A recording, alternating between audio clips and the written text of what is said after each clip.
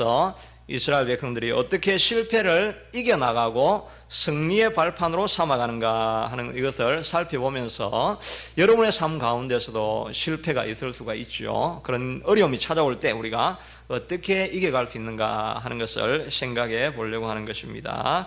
첫째는 기도하지 않고 하는 일은 다 내 인생에 마이너스가 된다 하는 것입니다.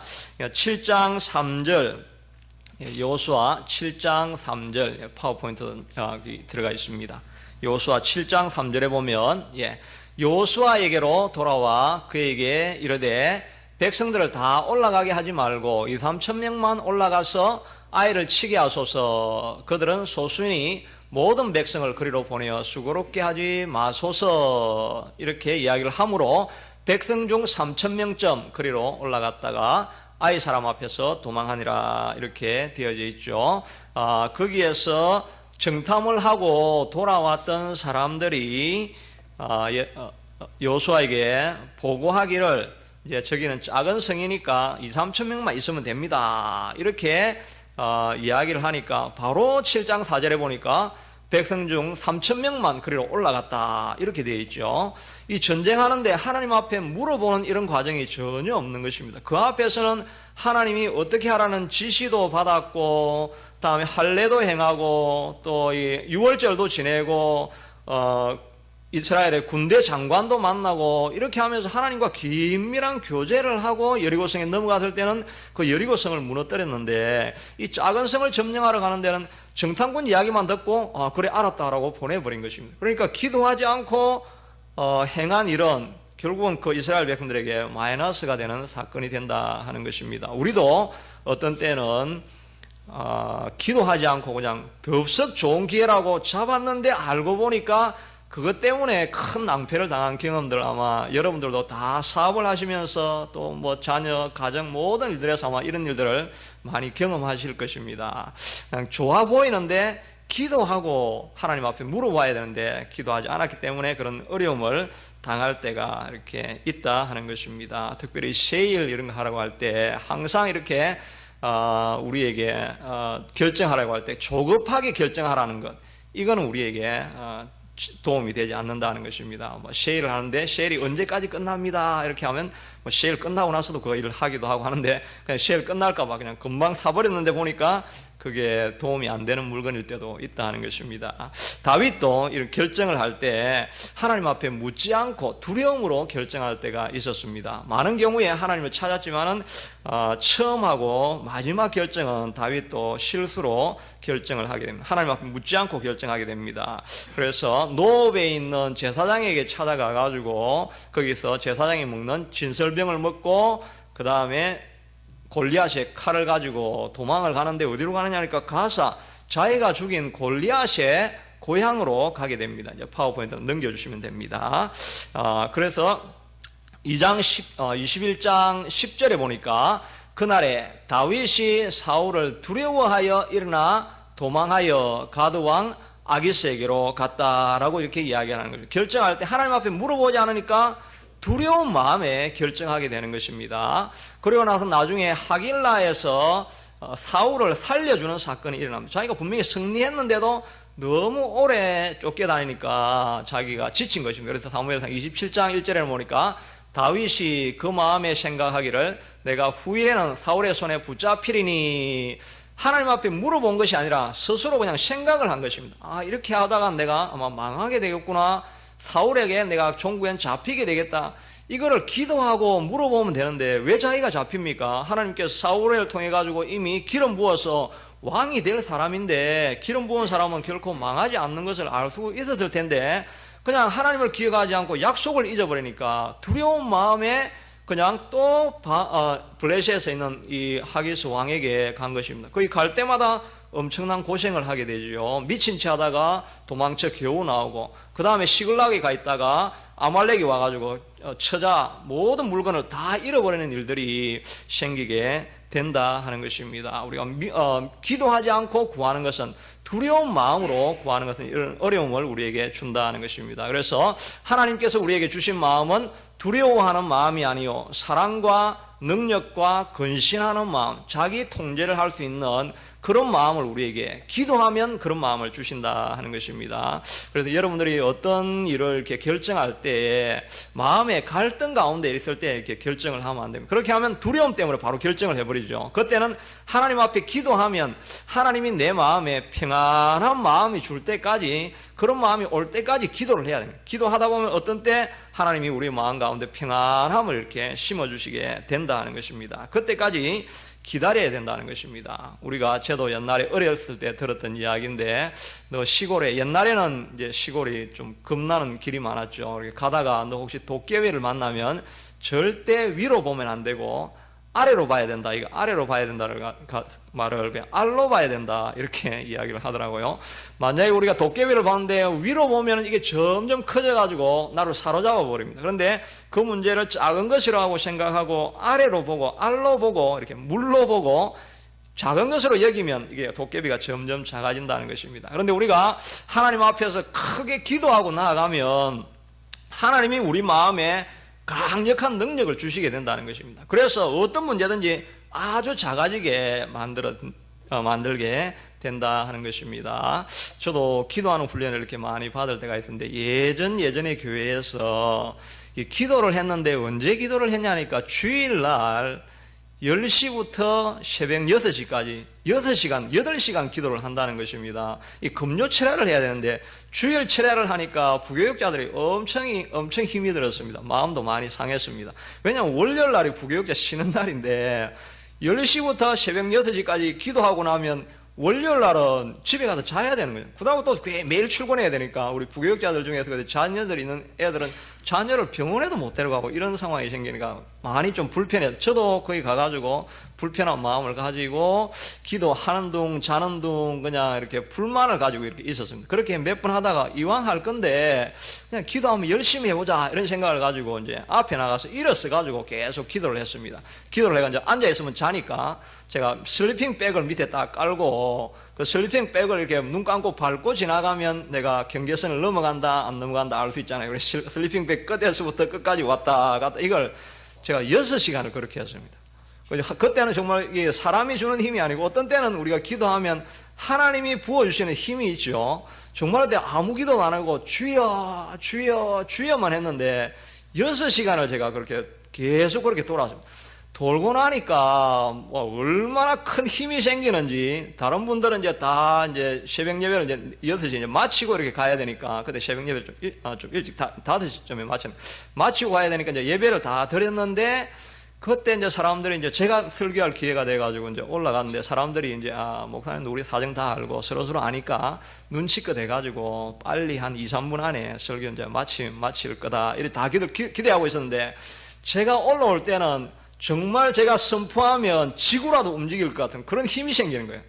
그래가지고 제가 믿음의 선포를 그러니까 졸릴 때 눈치 없이 한 것이 아니라 막 강력한 파워가 막 입에서 불이 뿜어나오는 것처럼 정말 간절하게 이렇게 설교를 하니까 사람들이 자다가 벌떡 다 일어나가지고 그 시간에도 사람들이 엄청난 은혜를 받더라고요. 저도 힘이 생기더라고요.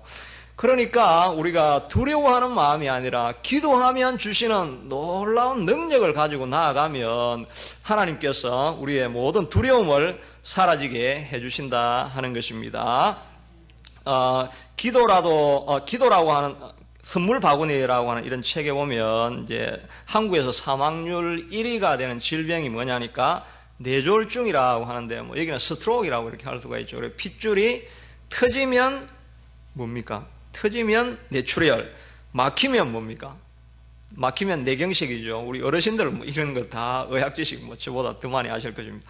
이런 스트로크가 와가지고 사람들이 많이 죽는데, 이제 그 이유는 그 안에 그 핏줄 안에 자꾸 안 좋은 이물질이 끼게 되는 거죠. 그렇게 하니까 이게 막히거나 터지거나 하는 이런 어려움들이 생기게 된다는 것입니다. 저도 아는 한 분이 영국에서 집회를 하다가 머리가 너무 아파가지고 집회를 그만두고 한국으로 돌아와서 머리 검사를 아무리 해봐도 아무 이상이 없는 것입니다. 그래서 자기 교회에 있는 의사 선생님이 심장을 한번 검사를 해봐야 된다고, 나는 운동을 열심히 하고 있기 때문에 심장에 아무 이상이 없다고 그랬는데, 검사를 받아보니까 거의 그 혈관이, 심장에 들어가는 혈관이 막히기 일보 직전인 거예요. 조금만 있었으면 심장마비가 올 뻔했다는 것입니다. 혈관에 이물질이 생길 때 이런 문제가 생기는데, 우리도 기도하지 않은 사람의 얼굴이 다 보여요. 기도하면 막혀있던 혈관이 염려, 근심, 두려움 이게 꽉 차가 있으면 이게 피가 안 돌아가니까 얼굴이 시커멓게 해가지고 자꾸 땅을 보면서 낙심하는 얼굴이 생기는 것입니다.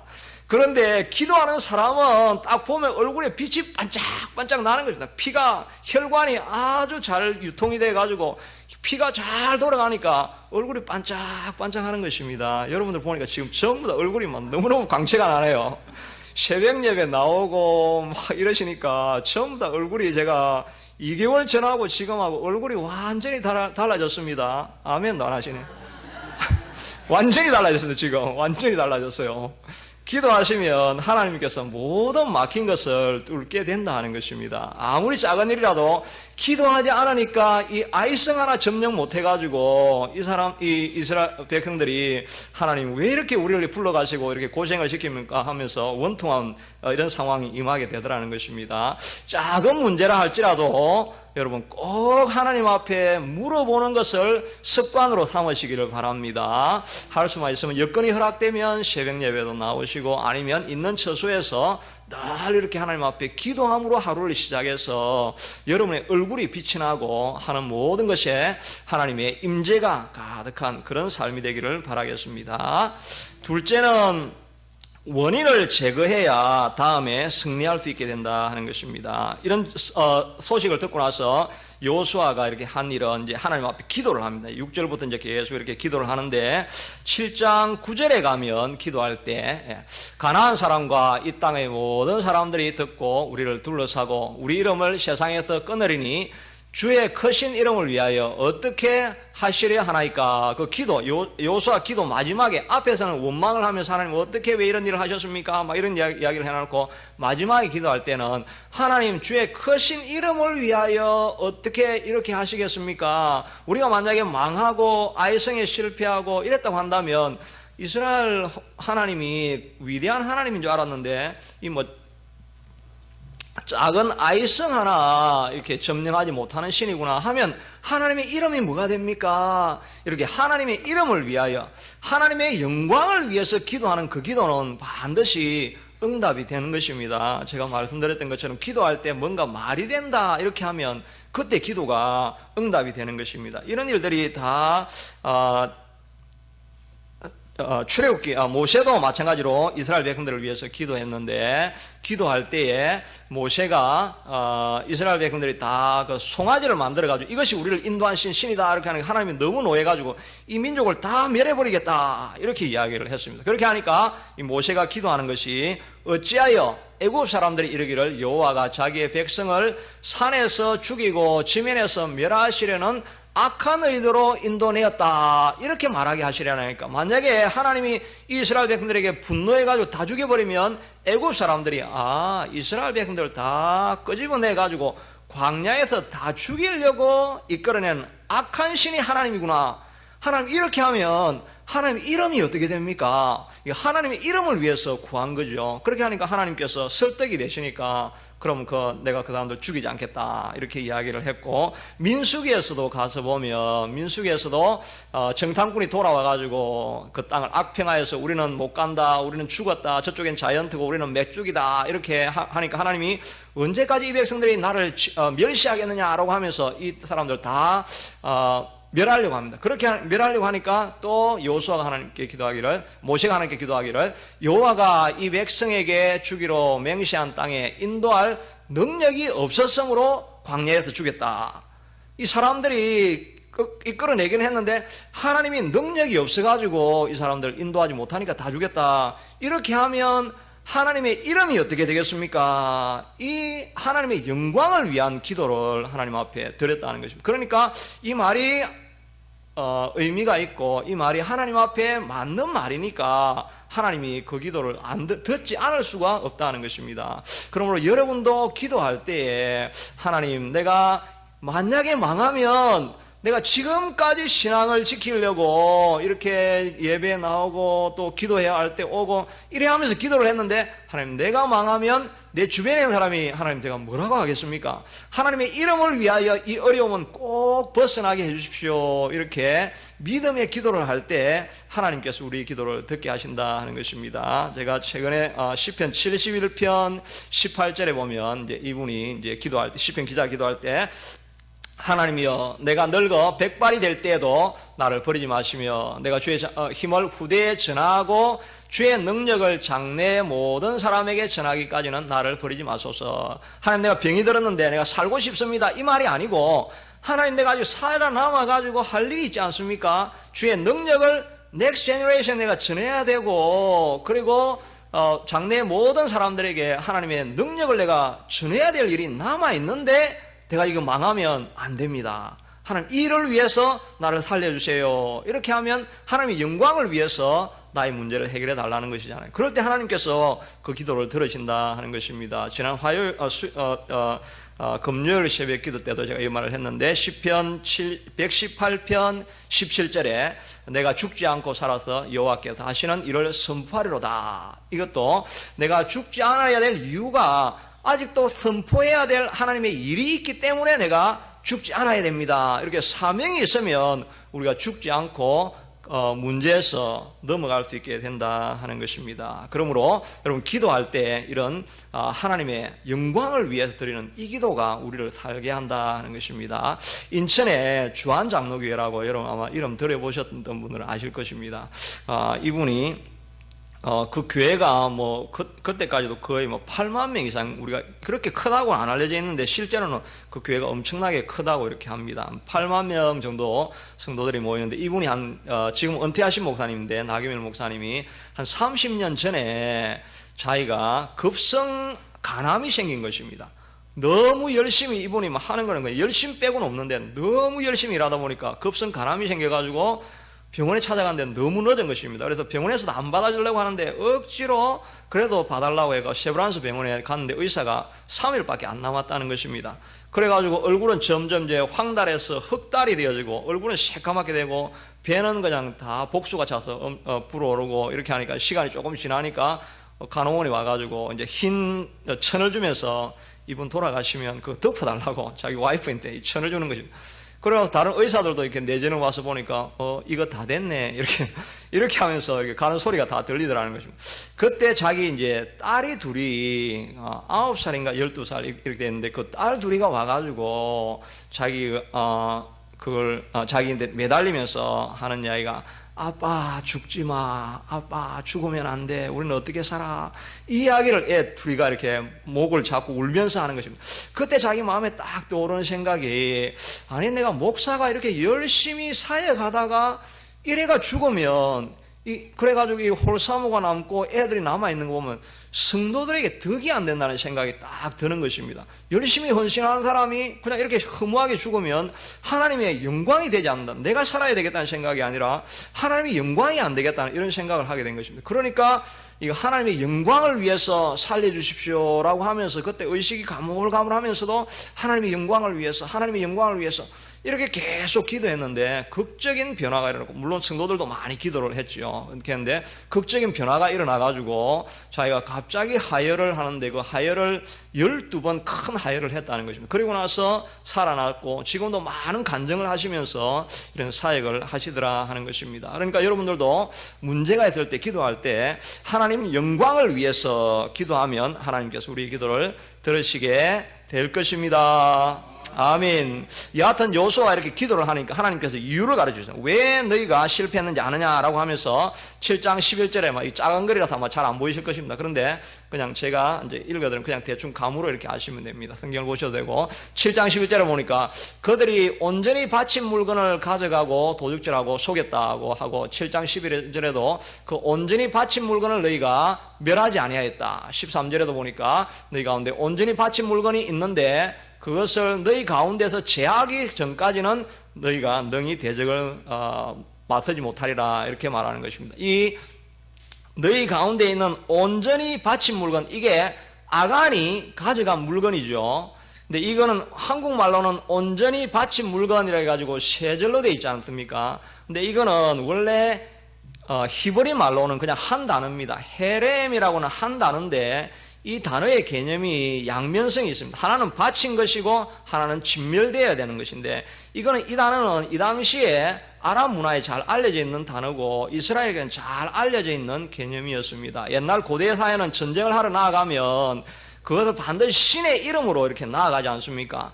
신의 이름으로 나아가서 전쟁에 이기면 그 노량물을 자기가 가져갈 수가 있는데, 그걸 가져가지 않고 이거는 하나님이 그 신이 하신 거기 때문에 신에게 바친다 해가지고 바쳐진 것인데 그걸 두면 안 되니까 진멸을 해버리는 거예요. 그러니까 바치면서 진멸되어진 것, 이거를 헤렘이라고 하는 이 한 단어로 이렇게 표현을 하고 있는 것입니다. 그러니까 아간이 한 일은 이 헤렘을 킵해가지고 자기 그 텐트 밑에 가지고 있으니까 하나님께 돌려야 될 영광, 하나님의 것을 내가 가지고 있었기 때문에 그런 상황에서는 우리가 어떤 전쟁을 해도 이기지 못한다라고 이야기하고 있는 것입니다. 13절에도 너희가 이 물건이 너희가 안에 있으면 내 원수를 너희가 앞에 능히 감당하지 못하리라.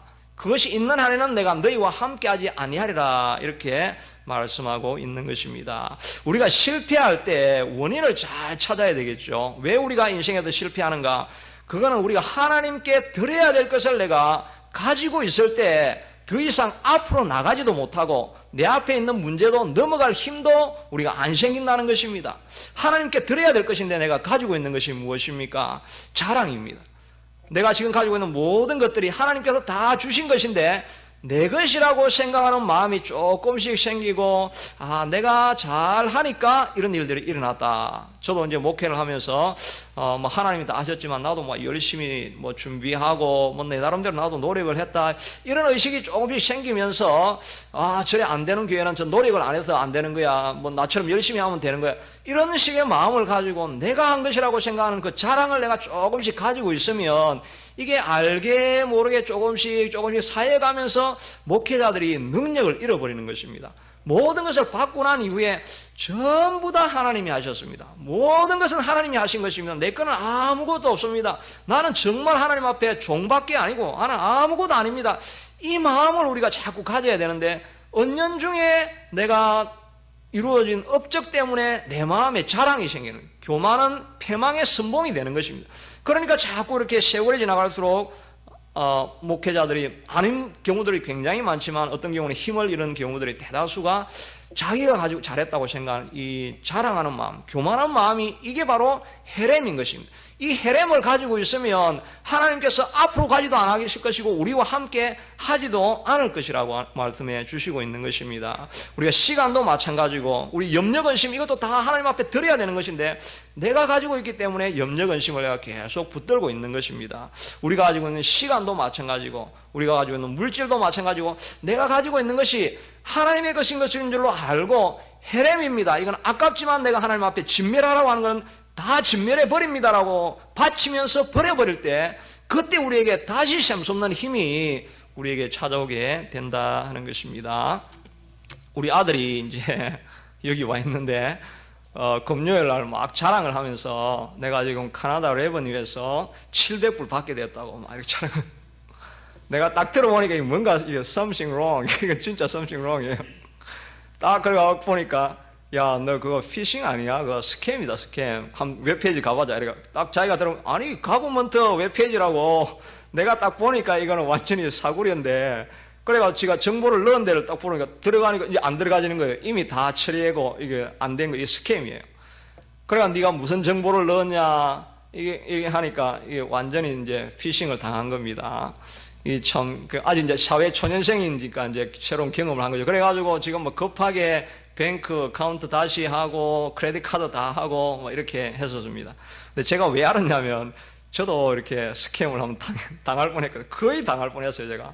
그래가 너 좀 있으면 그 세금 보고할 때 근데 희한하게 제가 그 케이스에 어떻게 됐느냐 하니까 진짜 정부에서 네 렌트낸 거 영수증을 보내라는 거야. 내 거하고 내 아들 거 렌트낸 영수증을 보내는, 이런 일이 없는데 왜 이런 일이 생길까? 이렇게 하니까 나도 보니까 그게 뭐 1,000불 정도 내가 이렇게 기입을 잘못했던 것 같기도 하고 이런 게 좀 있으니까 마음이 조금 좀 찝찝한 그런 마음이 있어요. 그러니까 그냥 랜덤리 이제 실렉티드 됐다. 이게 말은 그렇게 하는데 우리가 듣는 게 있잖아요. 이렇게 뭔가 이렇게 자꾸 오면은 뒤에 뭔가 낌새가 있는 거예요. 그런 불편한 마음을 있는데 마침 이 스캠 전화가 와가지고 네 세금 문제 때문에 이게 파이널 노티스인데 이거 네 리스폰스 안 하면 잘못하면 감옥 갈 수 있다. 그래가지고 다시 전화를 해가지고 네 전화 절대 끊으면 안 된다.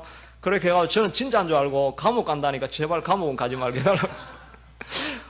이제 정말 장난이 아니었어요, 그때는. 정말 제가 진짜 감옥 가는 줄 알았어요. 뭐 갑자기 두려움이 막 임하니까, 그리고 그 당시에 내가 정부에서 받은 게 있고 이러니까 뭔가가 있다, 이거. 확실하게 있다. 그래가는데 어쩌다가 이렇게 해가지고 그래가지고 제가 뱅크를 막 가려고 이렇게 하는 중에 전화가 잘못해 끊겼어요. 아무리 이상해가지고 내가 이제 그 에이전트한테 이렇게 물어보니까 그런 거 없어요. 우리 카나다 정부에 무슨 7,000불, 뭐 3,000불 빚졌다고 감옥 들어가는 건 절대 없습니다. 그래가지고 제가 마음이 안정이 되더라고요. 그래가지고 내가 하여튼 3시간 정도 붙들고 있으면서 제가 막 개를 뺑뺑이를 많이 돌렸습니다. 막 내가 뭐 뱅크 안 가면서 집에 앉아가지고 뱅크 갔다고. 내가 너무 화가 나니까 나도. 이제 그런 일들이 있었는데 얘도 그렇게 해가지고 이 스캠이 걸렸다고 이렇게 할 때 제 와이프가 하는 이야기가 그거 봐라. 네가 인턴십 하고 나서 너 그때 내가 자꾸 11조고 빨리 내라고 하는데 지금까지 너 딜레이하고 안 내고 있지. 근데 지금 하나님께 바쳐야 될 이 헤렘인데 헤렘을 안 바치고 있으니까 네가 엉뚱한 것에서 하나님이 다 뺏어가는 거야. 이런 이야기를 하더라고요. 이렇게 영감 있는 말을 하더라고요. 이게 마찬가지 우리 삶에서 하나님의 것인데 내가 킵하고 있는 이 헤렘이 있으면 오늘 말씀처럼 하나님이 함께하지도 않을 것이고 네 앞에 있는 대적을 넘어가지도 못하게 하시리라 이렇게 말씀해 주시는 것입니다. 그것이 아까운 것 같아도 진멸하는 마음으로 버리는 마음으로 우리가 드려야 될 것을 다 드리고 있을 때 우리의 삶이 온전하고 실패해서 넘어가는 우리가 될 수 있다 하는 것입니다. 마지막으로 세 번째만 이렇게 잠깐 살펴보겠습니다. 세 번째는 뭐냐니까 남의 성공이 나의 성공이라는 것을 꼭 배워야 된다 하는 것입니다. 여호수아서 7장 1절에 보면 이스라엘이 여호수아 7장 있죠. 이스라엘 자손들이 온전히 바친 물건으로 말미암아 범죄하였으니 이 아간이 물건을 훔쳐갔잖아요. 그렇게 하는데 하나님은 아간이라는 말을 한 번도 안 씁니다. 한 번도 안 쓰고 7장 1절에도 이스라엘 자손들이 그 물건을 가져갔다 이렇게 이야기를 하고 11절에도 이스라엘이 범죄하여 내가 그들에게 명령한 나의 언약을 어겼으며 내가 그들이 온전히 바친 물건을 가져가고 도적질하여 속이고 아간이 도적질하고 속였지 이스라엘 백성들이 속인 게 아닙니다. 그런데 하나님은 이스라엘이 다 범죄했다는 것입니다. 그래서 유대인들에는 이런 연대의식이 다 되어져 있는 것입니다. 한 명이 잘못하면 전체 공동체가 문제가 있는 것으로 생각을 하게 된다 하는 것입니다. 그래서 느헤미야도 다니엘도 기도할 때 자기의 죄를 고백한 것이 아니라 우리 조상의 죄 때문에 죄를 나의 죄로 가지고 이 문제를 다 하나님 앞에 아뢰죠. 룻도 자기가 그 가문에 문제가 있어 집안 안에 과부가 생기면 그 룻 가문만 하는 게 아니라 룻 가문에 속해 있는 다른 보아스와 다른 기업 모르는 사람들이 다 연대 책임을 지는 것을 볼 수가 있습니다. 오늘날도 유대인들은 이 전통을 그대로 가지고 있죠. 그래서 유대인들은 오면은 다 잘 살게 돼 있죠. 저도 듣기에 유대인 사회는 다른 지역에서 유대인들이 들어오면 그 유대인들이 전부 다 그 사람이 셋tle 다운 될 때까지 다 책임을 져주는 것입니다. 그게 자기들 그 생활 원칙에 이렇게 나와 있습니다. 거기 보면 몇 가지만 이렇게 보면 첫째는 유대인이 노예로 끌려가면 반드시 7년 안에 몸값을 공동체가 지불하고 데려와야 되고 그 다음에 유대인 사회는 독자적인 기금을 잘 모아서 비상시에 도와줄 자료를 꼭 가지고 있어야 된다 이렇게 말하고 자녀 교육을 못할 정도로 가난한 유대인들은 절대 방치하면 유대 율법에 위반이 되고 언제든지 유대인 사회에서는 누군가 도움을 청하면 도와줘야 되는 것이 의무라고 이렇게 이야기하고 도움을 받는 것도 권리라고 이야기하고 있습니다. 또 가난한 유대인 가정의 아이들로서 무료로 교육받고 인재 양성을 위한 장학제도를 운영해야 된다. 이렇게 유대인 사회는 그 한 공동체가 망하면 같이 망하는 걸로 알고 있고 또 다른 사람이 성공하는 것이 바로 내 성공인 것으로 이런 공동체 의식이 있으니까 유대인들은 어디로 가든지 살아날 수 있게 된다 하는 것입니다. 이것은 유대인들에게만 주어진 이야기가 아니라 바로 우리에게 다 같이 주어진 이야기인 것입니다. 여러분 이것을 믿으시기 바랍니다. 우리는 유대인이 아니라 이 하나님의 언약 안에 있는 다 공동체로서 가족인 것입니다. 한 건이 아무리 끈을 많이 이렇게 새 호랑을 이렇게 무나도 하나가 약하면 전체가 무너지는 것과 마찬가지로 여러분의 한 분의 실패가 우리 모두의 실패고 한 분의 성공이 우리 모두의 영광이 된다 하는 이런 의식을 우리가 늘 가질 필요가 있다 하는 것입니다. 그래서 우리가 서로를 위해서 끊임없이 축복하며 기도하는 일이 꼭 있어야 되겠죠. 축복도 이렇게 언어고 훈련이기 때문에 우리가 자꾸 축복하는 것을 우리가 훈련하고 배워야 됩니다. 그래서 오늘 제가 축복하는 노래를 이렇게 하나 지금 여러분 유인물에 다 있죠. 그 축복하는 노래를 제가 하나 넣었습니다. 위에 우리 반주자님 좀 같이 해주시고 성가대는 아까 한번 불렀는데 이거 같이 이거 한 번만 부르면 우리 교회는 금방 따라할 것입니다. 이거 같이 한번 해봅시다.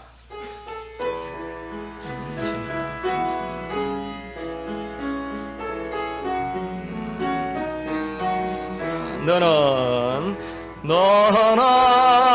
시냇가에 심은 나무라 하나님의 사랑 안에 믿음 뿌리 내리고 주의 뜻대로 항상 살리라. 그만하고. 자, 이거는 누구 보고 해야 되겠습니까? 자기 보고 하는 게 아니고 옆 사람을 보면서 이렇게 하는 찬송이죠. 옆 사람에게 어릴 때 하던 것처럼 손을 밀고 옆에 있는 사람을 축복하는 것입니다. 이렇게 살아라고 축복하는 것입니다. 여러분 모두가 이런 축복이 있게 되길 원합니다 하는 마음으로 우리 1절 2절 다시 한번 해봅시다. 자, 이거 축복하고 싶은 분 혹시 있으면 돌아보면서 축복하시길 바랍니다. 너는 시냇가에 심은 나무라면 하나님의 사랑 안에 믿음 뿌리 내리고 주의 뜻대로 항상 사세요. 2절입니다. 주의 시절을 쫓아 구원 열매 맺으면 주의 영화로운 빛 너를 보하리니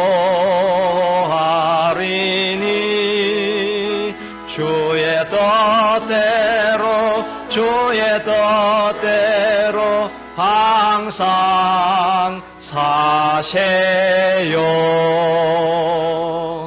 아멘. 우리 하나님께서 이런 아름다운 공동체 가족을 주신 것이 얼마나 감사한지 모르겠습니다. 이 공동체 안에 있는 것이 큰 축복입니다. 여러분 만날 때마다 구역 모임을 할 때마다 이런 아름다운 축복의 성을 계속해서 해주시기 바랍니다. 기도하겠습니다.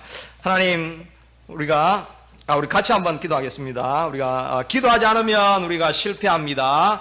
하나님, 어떤 작은 문제든지 다 하나님 앞에 기도하는 우리가 될 수 있게 도와주십시오. 혹시 내가 하나님의 헤렘을 내가 가지고 있는 것이 있습니까? 하나님, 드리기 힘들지만 내게 감사하는 마음 주시고 기쁨으로 드릴 수 있는 마음, 바쳐야 될 것은 드릴 수 있는 마음을 우리에게 주시옵소서. 교만하지 않고 자랑하지 않는 인생 되게 해주시고, 하나님, 내 형제와 자매가 있는 이 온 세상 교회 모든 성도들 날마다 축복하는 인생 되게 해주십시오. 마음으로 같이 기도합시다.